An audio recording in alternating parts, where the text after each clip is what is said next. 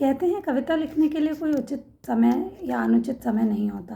उसी तरीके से एक ऐसा विषय भी है जिस पर कविता लिखने के लिए कभी आपको समय निकालना नहीं पड़ता, क्योंकि पूरे जीवन में दिन में I think so many times आपके दिमाग में उससे संबंधित बहुत सारे विचार कौंधते रहते हैं। जब भी समय पड़े, कोई समस्या आती है या जब भी आप उस परिस्थिति से गुजर रहे होते हो, तो आप सबसे पहले अपनी माँ के बारे में सोचते हो कि माँ थी तो सब कैसे आसान हो जाता था, कैसे वो बचपन में कोई समस्या ही नहीं आने देती थी, जिसने अपने जीवन का सारा सार चुरा के सारा जीवन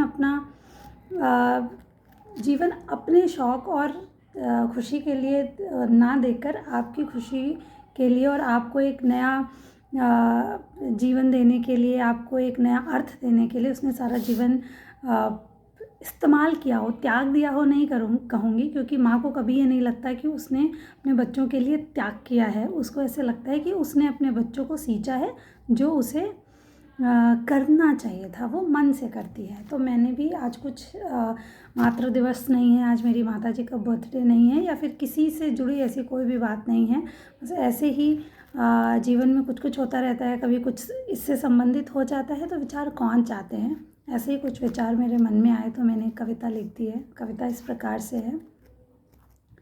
माँ माँ होती है, माथे पर लगी वो गोल बिंदी शायद ऊर्जा का संचार है और सूर्य का आकार है, इसीलिए माँ कभी थकती नहीं है।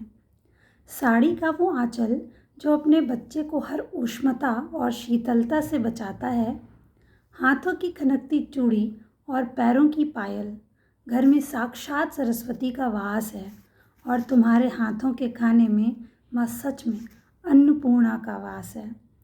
हो सकता है तुम्हारे पास मेरे हर सवाल का जवाब ना हो, पर मेरे हर दुख की दवा और हर दर्द का हिसाब है।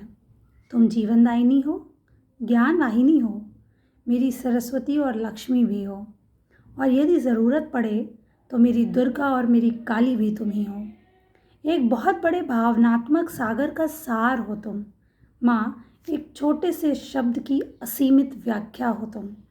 एक छोटी सी बिंदी तुम्हें माँ से माँ बना देती है, तुम्हारे मैं का वजूद छीनकर बच्चों को जीवन देती है।